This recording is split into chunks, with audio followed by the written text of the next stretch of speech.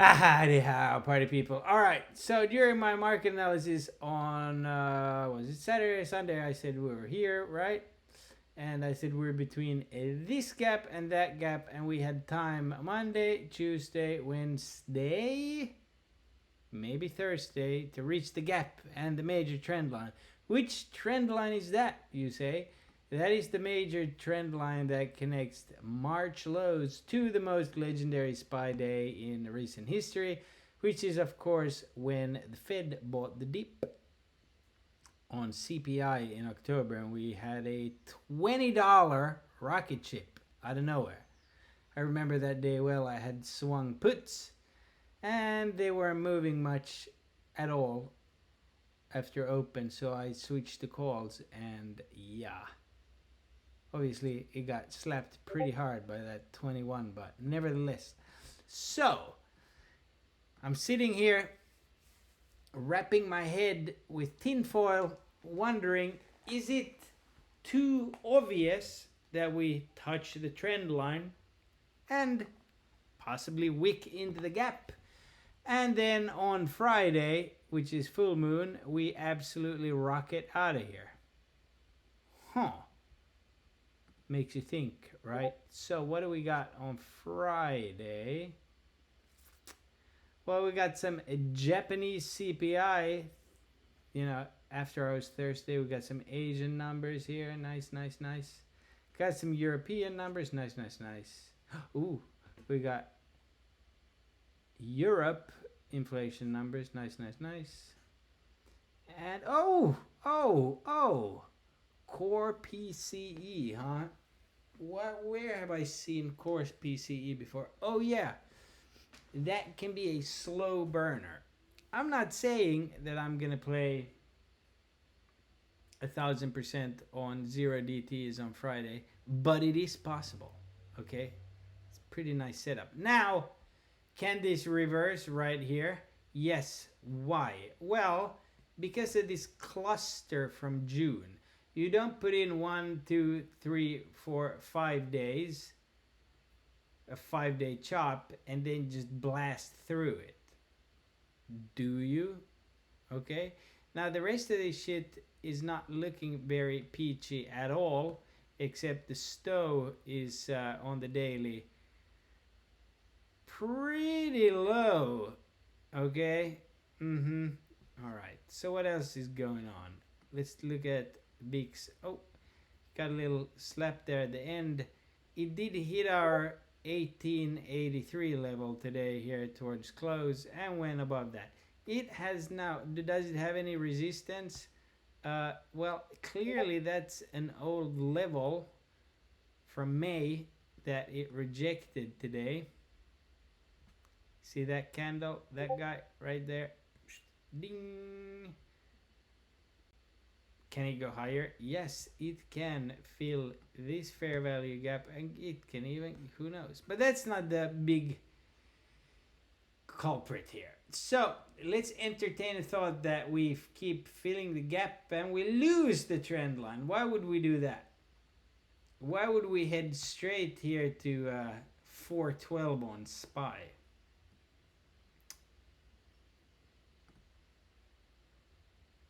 Because of this guy. Now, again, this trend line is old. Probably should adjust it to that. Nevertheless, where does it start from? It starts all the way down from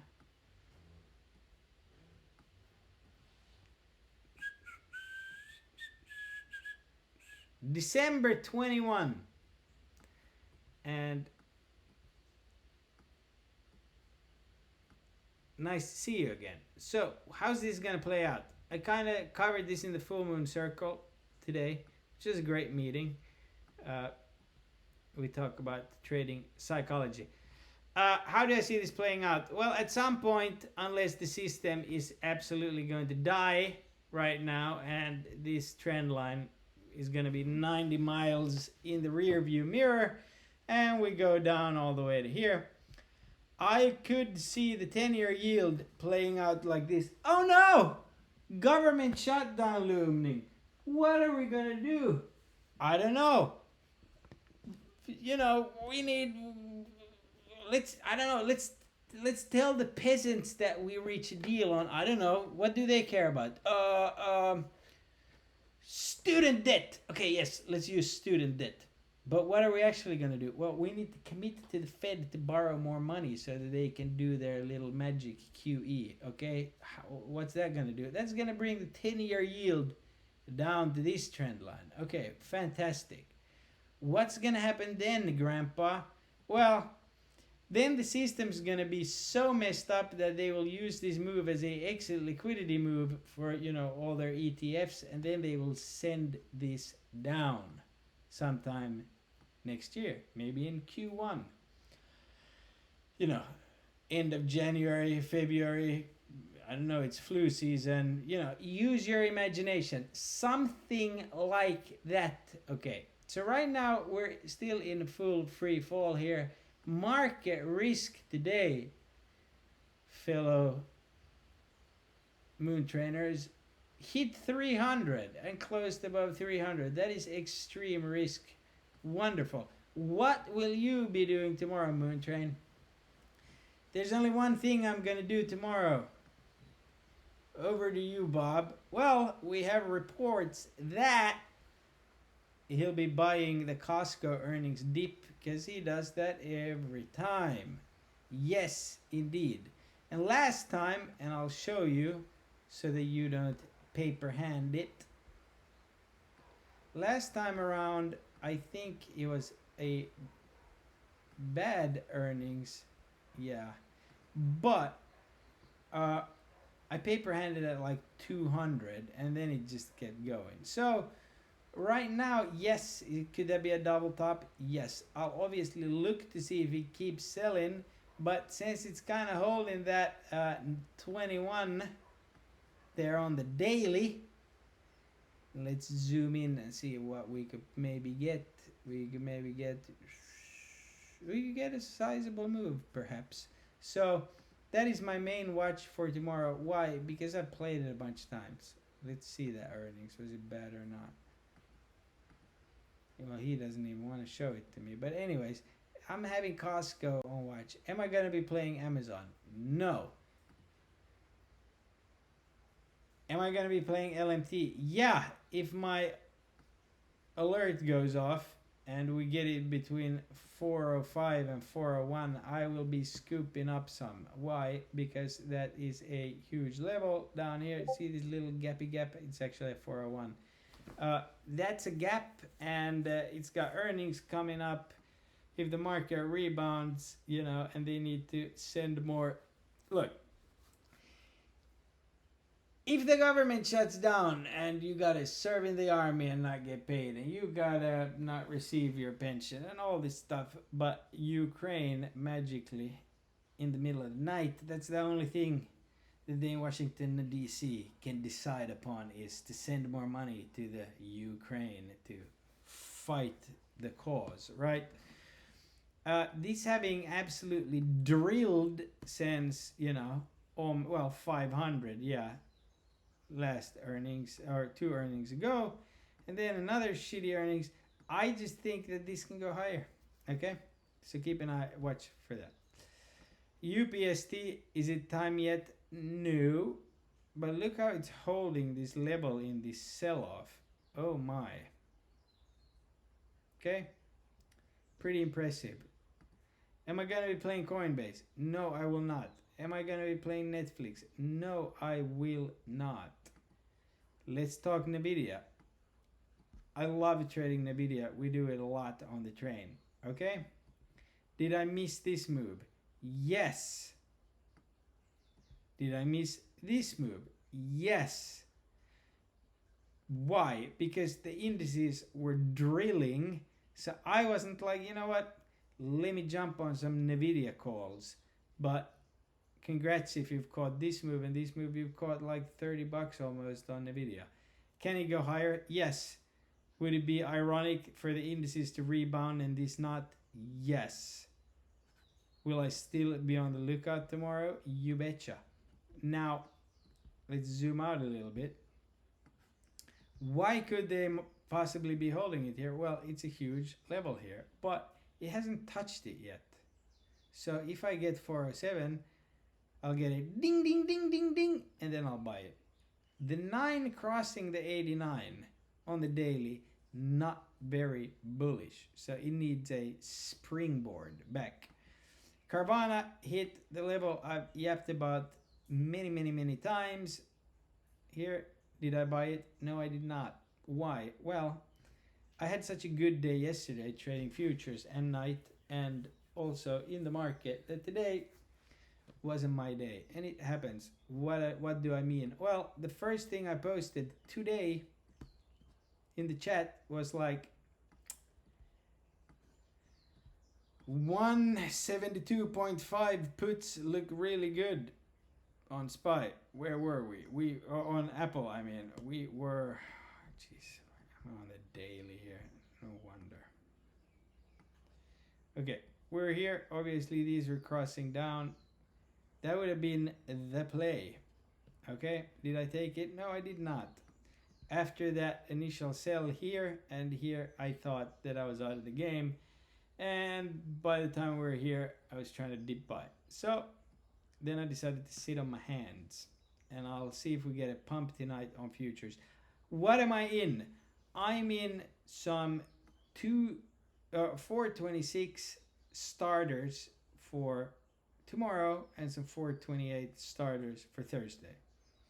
I will patiently wait and see if we give up today's low and go for the trend line. Now, very interesting. I mentioned, if you watch the market analysis, I said this is a big dark pool level. That's why we got that initial bounce off of that, sold right through. Same thing here. Okay, we closed above it, but we went under. But this is a huge level marked. If we have a false breakdown, this 421.85 will be your bounce target, okay? If we get a false breakdown. Most likely we bounce, but if not, you know, the trend line is somewhere here. It's a long trend line, so zoom out and get a approximate read. Wonderful. Now, this indicates we're going to the trend line, but again, this is not a major put wall coming in whatsoever. What did oil do? Oil had a wonderful up day. Surprising? No, because during these times when we're still playing games that the Fed is going to save inflation, which they are not, people flock to commodities. Now, did I take some Oxy starters? Yeah, it held all day. Can it go higher? Yeah, I'd maybe look at early October 67s to retest that level, since it's also sold off with the indices. So they're around 20 or 19 cents. Pretty cheap. What, a week they're up here. Can it do it? Yes, it can, most definitely on a market rebound. All oils, they had an initial pump in the morning and then they did that. BTC, whatever. It's all about the 10-year yield. This is, I mean, it's red hot right now. Can it get worse? Yes, it can. Dollar came down a little bit towards the end here. What to look out for? Well, where are we? Tuesday. What do we got? First of all, I didn't even check those. Let's just reload here. Have some fresh bacon.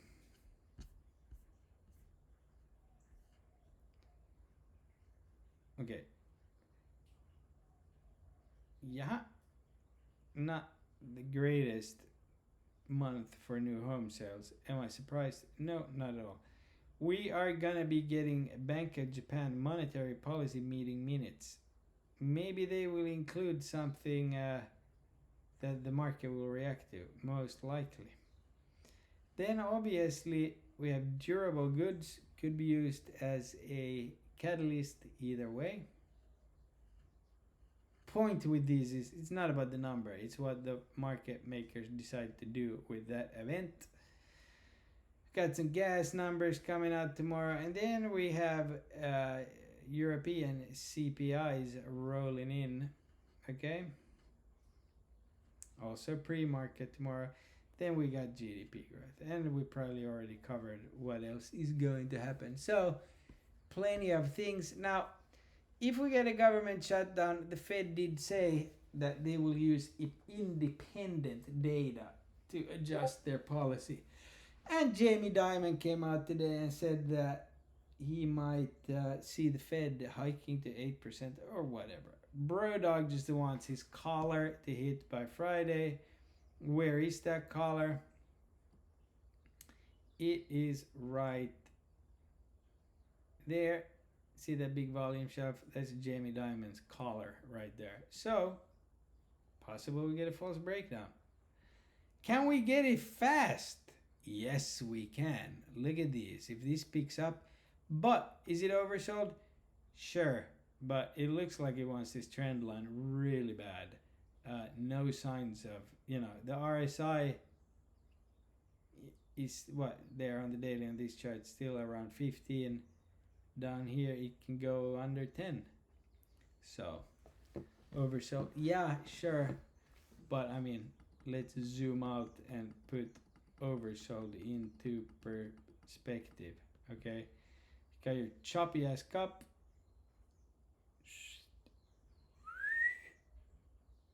Christmas time, reject. Okay, that's how I see this playing out. I see this going all the way up here. So, okay, so anyways, with that, am I going to show you dark pool? You betcha. Is there anything noteworthy? Nope.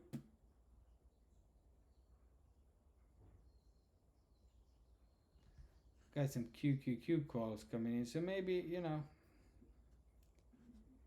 not a lot of huge ghost candles either. So I would recommend you wait and see for the reaction of, if we open up down here and we hover, we probably get a sell down here that you should buy for the rebound.